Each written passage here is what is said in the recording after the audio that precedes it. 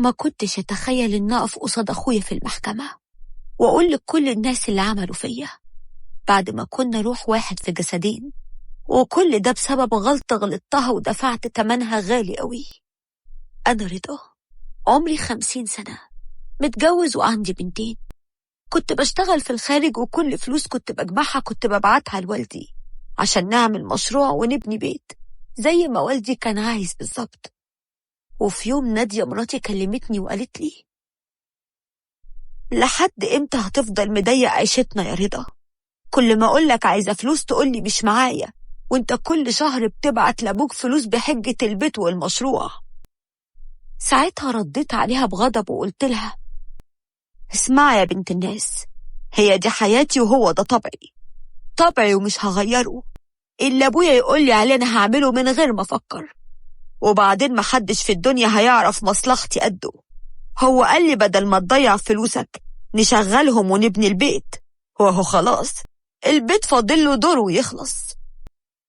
ردت نادية وقالت: طيب أنا معاك إنه صح، لكن معلش المال مالك والبيت من شقاك.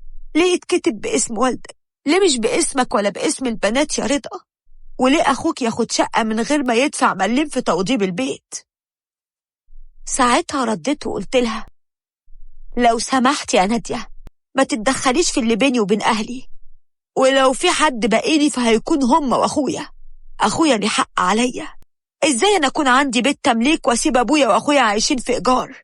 ده اللقمة ما تتبلعش لو أخويا جعان يا شيخة. اقفلي لو سمحت، أنا مش عايزة أتكلم. وقفلت معاها وأنا مغلطها في كل كلمة بتقولها، وبقيت أبعت كل شهر الفلوس لوالدي. والبيت خلص، وبابا عمل محلين موبيليا تحت البيت، الشغلانة اللي عاش كل عمره يشتغلها عند الناس. وأخيرا بقى ليه محلين من كده، وكان هو القايم بكل شيء لوحده. وأخويا وأبويا ومراتي والبنات سكنوا في البيت. وعدت السنين وأبويا شايل المحلين وبيكبرهم، وعمل لهم اسم كبير، واتفق معايا إن المكسب اللي هيطلع هيتقسم على بيت رشاد أخويا وبيتي وبيته. ولقيته قال لي: اسمع يا ابني، أنا ربكم إن اللي معاه يدي اللي مش معاه، وانت وأخوك واحد، ومن حقه يعيش مرتاح زيك. وأظن أنا شايل كل حاجة عنك، وهو ده طلبي الوحيد، إنك تخلي أخوه مستواه من مستواك، ولاده ما يفرقوش حاجة عن بناتك. ساعتها رديت وقلت له: طبعا يا حاج، ربنا يديك الصحة والعافية، ورشاد أخويا ماله هو مالي، وكفاية إن مطمن وولادي قاعدين وسطيكم، ده عندي بالدنيا يا حاج. ومرت السنين وبابا حالته اتدهورت وتعب جدا. أخدت أجازة ونزلت أطمن عليه ووديته أحسن وأغلى المستشفيات، لكن بابا كانت حالته صعبة جدا، والدكتور قال: ملوش داعي يفضل في المستشفى، خلوه يروح بيته أحسن. يومها الدنيا اسودت في وشي، وحسيت إن سندي بينهار، وفضلت جنبه طول الوقت عشان أشبع منه. وفي يوم جمعني أنا ورشاد، ولقيته بيقول: اسمع يا رشاد يا ابني، البيت والمحلات من مال أخوك، ودول أمانة في رقبتي يا ابني، دول مش ميراث. أنا حبيت أقولك عشان تكون على علم، لو جه معادي قبل ما تنزله الصبح عن كل شيء على يد محامي. رد رشاد وقال له: يا حاج فلوس ايه دلوقتي، هي المهم صحتك. بابا مسك ايده وقال له: انا وصيت اخوك عليك، وبوصيك انت عليه، وبقولك يا ابني اوعى تيجي على حق اخوك. انت ما تعبتش ولا شقيت زيه في الغربة ولا في المحلات. رشاد ما كانش بيتكلم، وفاتت ساعات وبابا قابل وجه كريم قبل ما يتنزل عن البيت والمحلات، لكن أنا ما حطيتش في دماغي أي حاجة غير حزني على أبويا، وقررت إني ما سافرش تاني وأكمل في شغل الموبيليا. وبعد شهر بالظبط لقيت رشاد بيقول لي: إيه بقى، مش المفروض نعمل إعلان وراثة؟ استغربت، قلت له: إعلان وراثة إيه؟ أنت عارف البيت والمحلات دول بتوعي.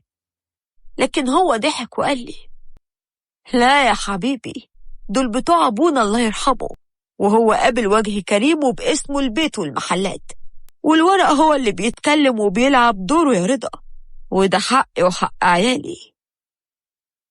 قلت له: انت أكيد بتهزر، انت أكتر حد عارف أنا شقيت وتعبت قد إيه عشان أعمل كل ده.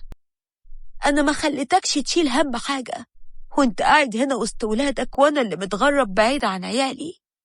ليه يا رشاد؟ ليه عايز تعمل قطيعة بيني وبينك؟ ليه عايز تاكل حق؟ أنا مش فاهم. رد وقال لي: أنا ماليش دعوة بالكلام ده كله، أبويا تعب وشيء عشان يقبل لك فلوسك، يعني انتوا الاتنين شركاء، وأنا عايز حق من أبويا يا رضا. قلت له: خلاص، يبقى نتقابل في المحكمة. وصدقني مش هتخلص كده يا رشاد. وفعلا رفعت قضية طعن وقدمت كل الوصولات والحوالات اللي كنت ببعتها لأبويا، لكن للأسف الورق كان دليل قوي إن كل شيء باسم بابا، ورشاد هو اللي كسب القضية. وقفت قصاده في المحكمة وقلت له بحرقة: انت كسبت القضية في الدنيا، لكن والله يا أخويا يا ابن أمي وأبويا لأكسب القضية في الآخرة، وحسبي الله ونعم الوكيل.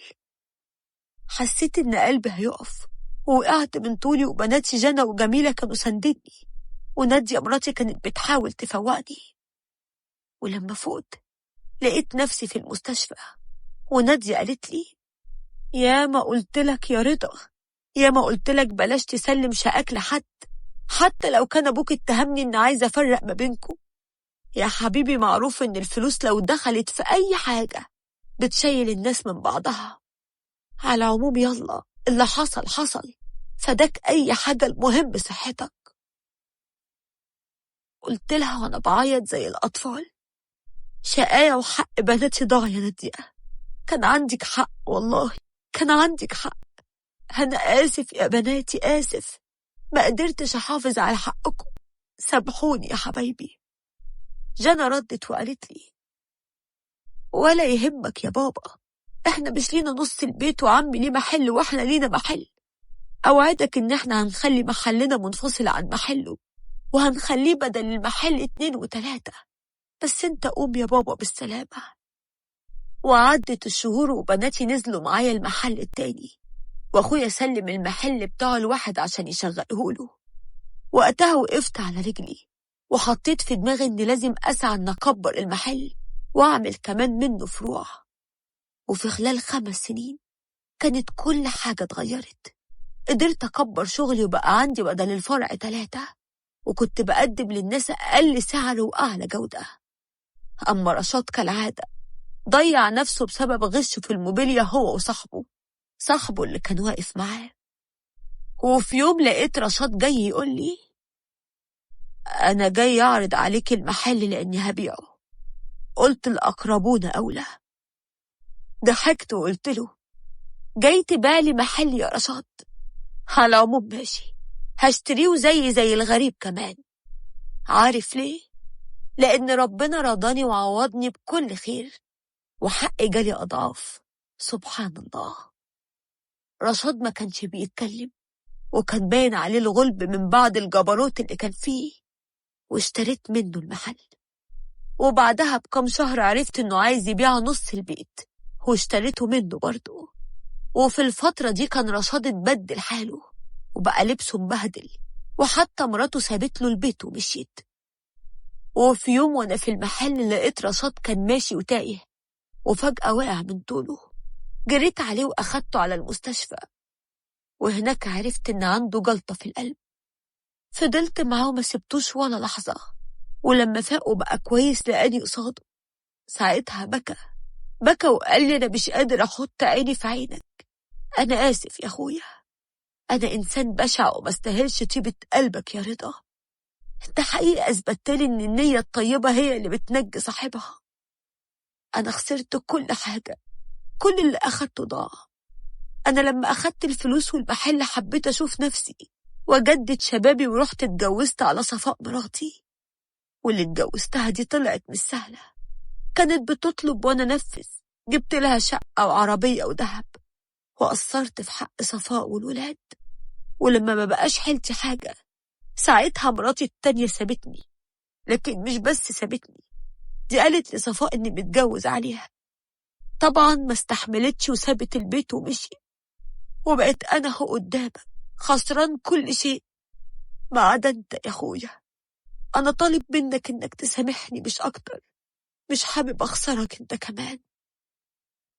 طبطبت عليه وقلت له مسامحك يا رشاد، مسامحك لأن اللي بينا كبير، ومهما عملت هتفضل أخويا الصغير اللي أبويا موصيني عليه. بقيت أطمن على رشاد من وقت للتاني وأجيب له كل اللي ناقصه، ونسيت اللي عمله فيا لأني لازم أنسى.